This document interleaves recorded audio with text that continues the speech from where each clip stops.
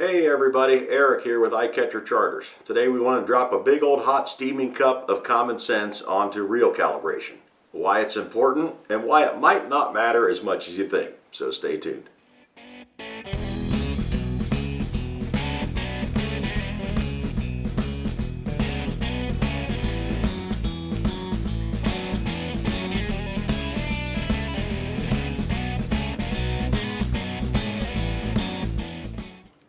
Too many people seem to be losing sleep about reel calibration. Is it important? Well, yes it is. And no, it's not. I'm going to tell you why. But before we get into that, I wanted to let you know we're in the process of switching all of our video platforms over to YouTube. So please, down in the bottom right hand side of your screen, hit that subscribe button for our channel and then hit the little bell icon that's right next to that. That way you'll be notified every time we post a new video and you won't miss anything that we're putting out there. Okay, I recently heard an explanation on reel calibration that the wording I think was tripped up a little bit. It left a lot of people confused. I had a lot of people come up and ask me about it.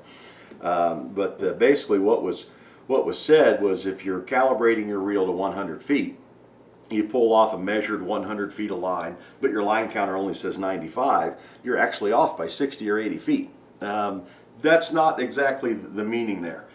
It would take 60 or 80 feet or maybe even 100 foot more line on the spool to correct that error, but you're not off by 60 or 80 feet. You're still only off by 5 feet. You know, so what are the real ramifications of having a reel that's off by 5 feet? If we're talking about a deep diving crankbait, one of the most common deep diving crankbaits that we all use on Lake Erie, I won't mention the name, but I've got this little graphic here. I'm going to put that up on the screen for you. If your reel's off by 5 feet, you know, and you let that thing out to 100 feet, but you're really only achieving 95 because your reel's not correct, it's still going down 19 feet in the water column. Now, if you actually had the 100 feet on there and you're correct, you're going to achieve 19 foot 3 inches. So wash that down with a big dose of common sense, and your lure is off by 3 inches in the water column. If there's ever a day that these fish won't move 3 inches to hit a crankbait, they win. I'm going home. I'm going to sit on the couch that day. That's just, there's so many other variables that are going to affect the depth of that lure more than 3 inches that I can't worry about 5 feet, you know, on reel calibration. If we were talking about something with a more aggressive dive curve, here's the next graphic. Put that up on the screen. A number 40 true TripDiver. Quite a bit more aggressive dive curve than any of your crankbaits or anything like that. So even with this, now we're normally not running these out as far as 100 feet. There's a lot of days we do, but let's say typically where we're at a lot more in the summertime, 35 or 40 feet back on that. Well, at 35 feet back, you're down 17.5 foot. Now, if you added an extra 5 foot of line because your reel's not calibrated and you're actually letting it out 40, now you're down 19.5 foot. That's a 2 foot difference in that one. But let's apply our big dose of common sense to that. How far off does your reel have to be off by 5 feet at 35 feet? You know, not so much of a big deal to be off by 5 feet at 100, but if you're off by 5 feet at 35, you've got to be off by 80 feet, 90 feet or something at 100 back. I've never actually spooled one up to see how bad it is. But that would be, you know, you should be able to look at a spool and see that it's not even close at that point. So again, when we're talking about the shorter leads, your reels that have to be so far out of whack it's not funny. You know, you can have a little bit of error in your reel and not have a problem. And if you've got a little bit of error at 100 feet, it's going to be a very, very small error at 35 or 40. Got one more graphic here I wanted to pop up there. I'll put this one on the screen for you also. The most aggressive dive curve I can find anywhere. A number 50 true TripDiver.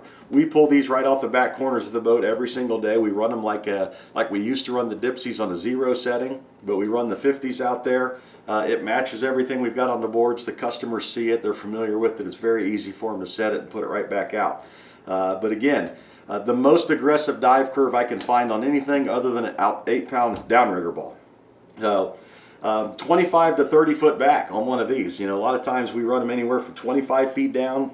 In the heat of the summer, a lot of times we're running these at 50 feet back. But just for sake of example right here, you can see on this, at 25 feet back on one of these, you know, I'm getting 16 feet down in the water column.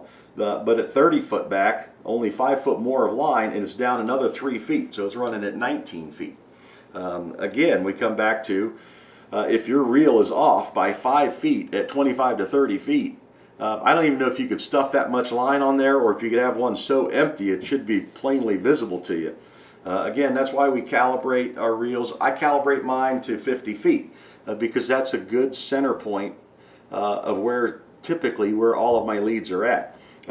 If you calibrate to 100 feet, you know, you're going to be right in the zone that you need to be in. To me, it's also more important when you're calibrating your reels, not so much that you're hitting 100 foot dead on the money. You know, if you've put in the time and the effort to calibrate all your stuff and you're dead on at 100 feet, that's great. You're going to be right where you need to be with everything you're putting in the water. I run mine to 50 feet. That way I'm very close, you know, within inches really in the range, anywhere from 30 foot back to 70 foot back. Even at 100 foot back, I'm only, you know, a foot off, you know, an extra foot of line out there. It's not a big deal.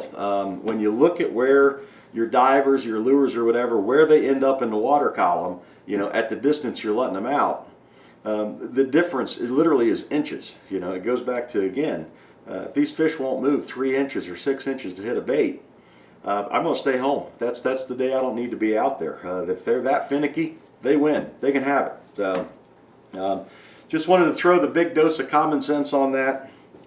Don't lose sleep worrying about your reels being calibrated absolutely dead on to the inch at 100 feet. Spend more time making sure that all of your rods and reels match each other. That's an important point right there. When you calibrate your rods, you want to make sure that every rod you're using matches. You've got a matching set. That way, if you're running 4 rods on each side or 3 rods on each side, or in my case 8 rods on each side, if I've got one rod that's doing all the damage and catching all the fish, I want to be able to take all the rest of the rods that I've got in the water and set them up exactly like that one. We're going to put them all in the same place. I might even put the same color spoon or whatever I've got on every single one of them. That way we can really start, you know, bringing some fish into the box. Don't worry so much about your reels being off by 5 feet at 100. If you got one that's off, the difference in the water column, like I say, inches, just inches. So don't lose sleep over that. Just go out, put your stuff in the water, have fun, catch fish.